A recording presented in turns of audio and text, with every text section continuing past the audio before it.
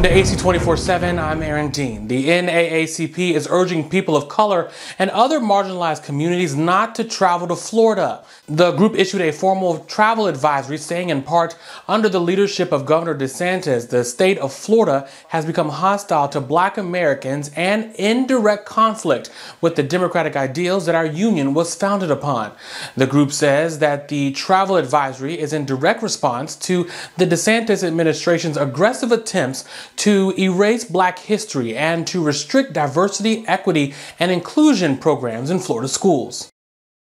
We should not use race or othering as a tool to weaponize against people. And unfortunately, for a large percentage of the Floridians, that's what he has done. Therefore, we are advising African Americans and others that if you travel to Florida, beware. The NAACP's actions come a day after another civil rights group, the League of United Latin American Citizens, issued a similar travel ban. And concern is growing in Florida over a new immigration law that critics say threatens to upend the lives of many illegal immigrant workers and some business owners. Starting July 1st, any business employing more than 25 people is required to use E-Verify. That's the federal system that checks the immigration status of employees. The Advocate Channel spoke with undocumented migrant workers who are afraid that they may have to leave the state. Francisco Maldonado finds himself struggling to ease the fears of workers on his farm in Homestead, Florida. Many are undocumented and all are facing important decisions in the wake of Florida's new immigration law. We're going to try to see if we can make him stay as long as we can. You know, I don't know what's going to happen after July 1st. From now on, it's just rumors and just people thinking that they have to leave. One of his workers, Faustino, says he knows of workers leaving Florida over the uncertainty. Faustino said he came to the U.S. from Guatemala at the age of 14, but after nearly 20 years of planting and picking fruits and vegetables in South Florida, he's not going anywhere. It's sad that some people are moving or they're scared to go to work. If we don't do these jobs, who's going to do them? We're the ones who have to do this work. The new law, which goes into effect in July, requires a business with at least 25 workers to use E-Verify, a federal program that checks the immigration status of workers, with penalties for employers who knowingly hire undocumented workers. Most farm owners, including Maldonado, say they keep the number of employees under 20. We had a lot more workers, but we cut back a little bit. So I think we're still on the right number, and I don't think it's going to affect us much, but we still don't know yet. The impact of the new law goes beyond jobs. Certain hospitals will have to ask patients about their immigration status, and the law makes it a felony to transport someone in the country illegally into Florida. For Governor Ron DeSantis, the expansion of E-Verify is making good on a promise he made in 2018 during his first run for governor. We want businesses to hire citizens and legal immigrants, but we want them to follow the law and not do illegal immigrants, and that's not that difficult to do. In response to the law, the National Hispanic Rights Group LULAC urged immigrants, no matter their status, not to travel to Florida. Locally, immigration advocacy groups like We Count are meeting with workers in agriculture, hospitality, and construction to answer questions about the changes. These immigrant workers really are the drivers of Florida's economy. And what Florida is doing by the government, by imposing and implementing this law, is really punching down on the communities that make this economy run. For some workers, the fear of losing their job is overwhelming. A 21-year-old nursery worker cried out of frustration, saying she and her 3-year-old child have nowhere else to go and no one to turn to.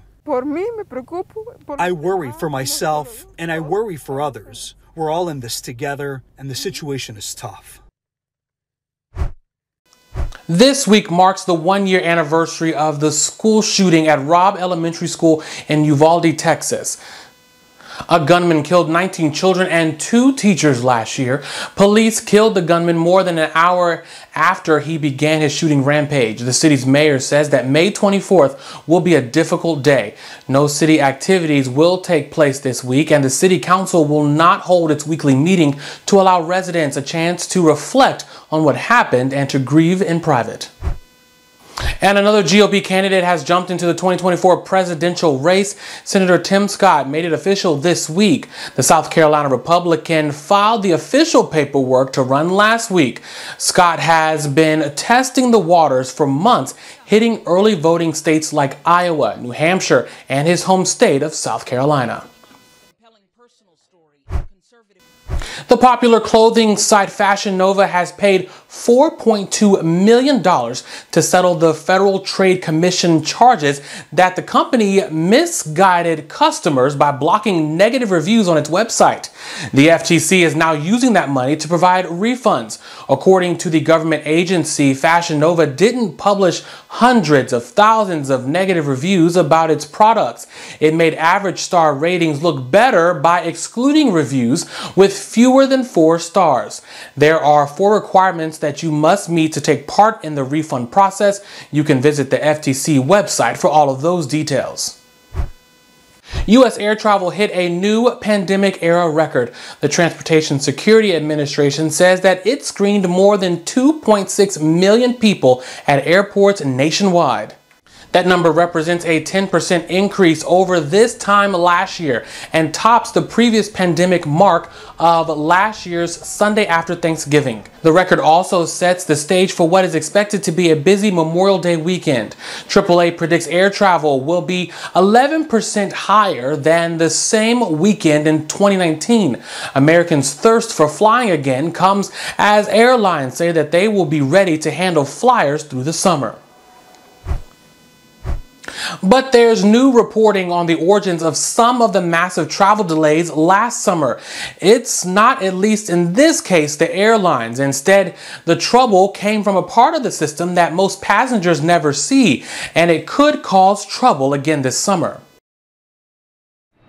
It was the summer of air travel meltdowns. Figures from flight tracking site FlightAware showed that last Memorial Day to Labor Day, airlines in the U.S. canceled 55,000 flights and delayed 500,000 more. But now CNN has learned from internal documents obtained through a Freedom of Information Act request that thousands of those flight delays were triggered by repeated short staffing at one federal air traffic control facility in Florida.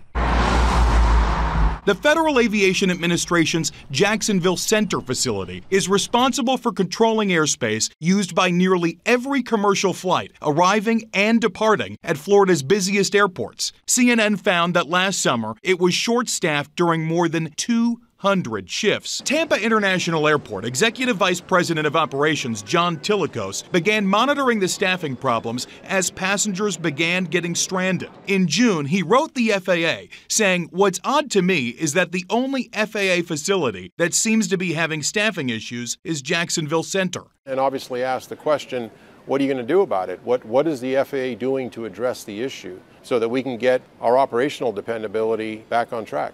In one message, one senior FAA official gave a blunt assessment to FAA Acting Chief Billy Nolan. "I don't believe we have any excuse other than a straight-up shortage of certified controllers in multiple areas." The FAA now tells CNN that it has changed leadership at the facility. It's a very demanding profession. They have to be 100% of the time. The FAA has vowed to hire 1,500 new controllers this year and 1,800 next year. But the agency is also warning issues will not be fixed fast. With another key facility in New York roughly half-staffed, the FAA says delays at the area's 3 major airports could rise by 45% this summer. We own our part. The industry will own their part. It will take all of us working together. And thank you for joining us for AC 24/7. For more, go to theadvocatechannel.com and subscribe on the Advocate Channel YouTube page. For AC 24/7, I'm Aaron Dean.